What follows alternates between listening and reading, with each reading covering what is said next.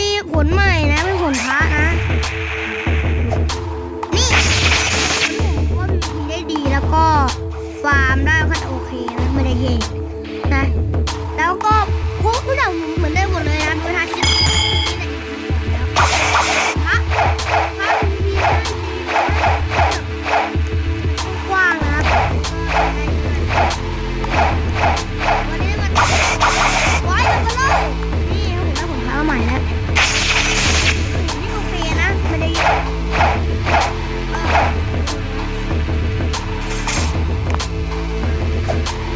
ผมมาเตรียมบอลไว้แล้วนะเอ้ยลืมหนวดดีเลยก็ได้ครับนี่สักอีกวันแล้วไก่ดีไปลุยเลยมีบอสบอลนะครับคนเรือเอกนั่นเองไม่คนเรือโทนั่นเองมันพูดซ้ำเลยผมใช้ขวดใหม่นะมันหัวพระเดี๋ยวพูดนะลูก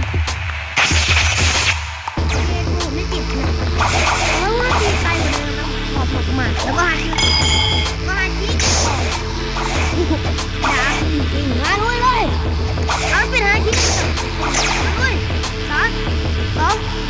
1จับมาเลยทุกคน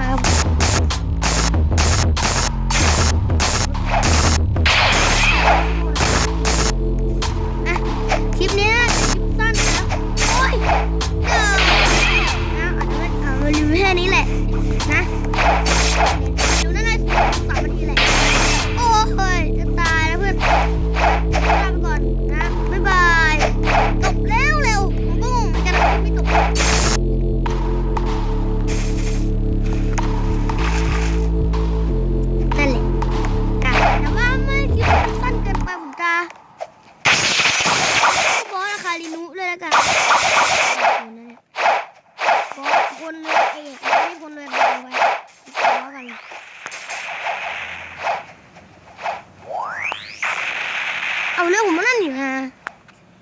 ไม่อยู่นะมีเรืออะไรเรือ 2,000 บาทคือเรืออะไรครับซื้อไม่ได้มีเซ็ตโอ้ไม่รอดเอาซื้อเรือจากไหนอ่ะวัดเดี๋ยวนะนี่คนขายเรือเกมพัดเอาเรือผมนั่นโอเคไปต่อกันเลยกลับมาแล้วครั้งนะครับว่าผมได้ผลพามาผมก็มีความรู้สึกแบบว่าคือปกติผมไม่ชอบไปสู้กับบาคารินูนะคนเรือเอกครับแต่พอผมมีผลพาผมสู้ได้ผมก็งงเหมือนกันผมใช้วิธีสเต็ปของผลพาครับเปิดผลพาแล้วก็วนตีนะสมมติในอิเล็กโตกับไม่ค่อยเห็นกันนะสูตรนี้มันก็ไม่ได้เป็นสูตรหรืออะไรแต่ว่ามันไว้จัดการบอสได้เควสอาคารินุไม่ได้เกิดเปล่าแน่เกิดมาผมได้จัดการบอสนะครับแล้วผมก็ไม่ผลพาแล้วเป็นผลหนึ่งนะพอผมแต่งตัวแล้วแบบผมทำหน้าแบบแล้วผมใส่แว่นนะทำหน้าแบบคนง่วงนอนเลยอาคารินุนี่วันตาของเจ้ามา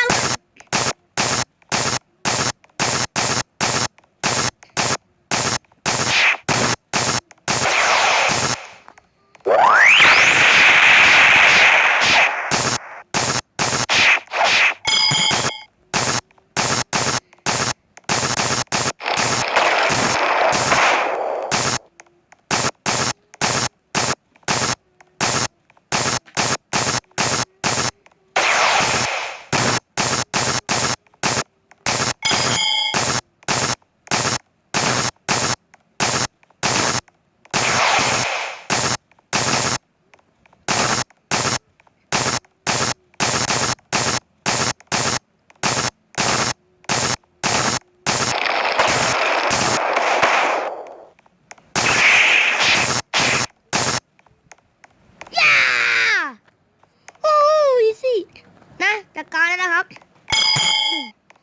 พอหรือกลับล่าง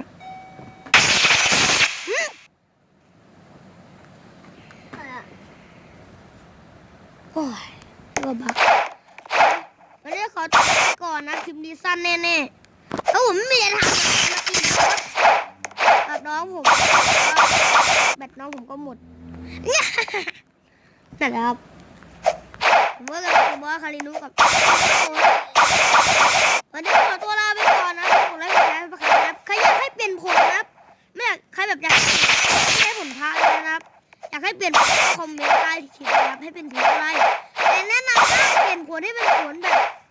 กากกว่าผลพระนะครับต้องพอผลพระหรือไม่ก็เก่งกว่าผลพระนะครับห้ามกากว่าให้เป็นผลนะครับใครอยากให้เปลี่ยนผลนักวิทยาศาสตร์ก็คอมเมนต์ได้เลยให้เป็นผลอะไรลุย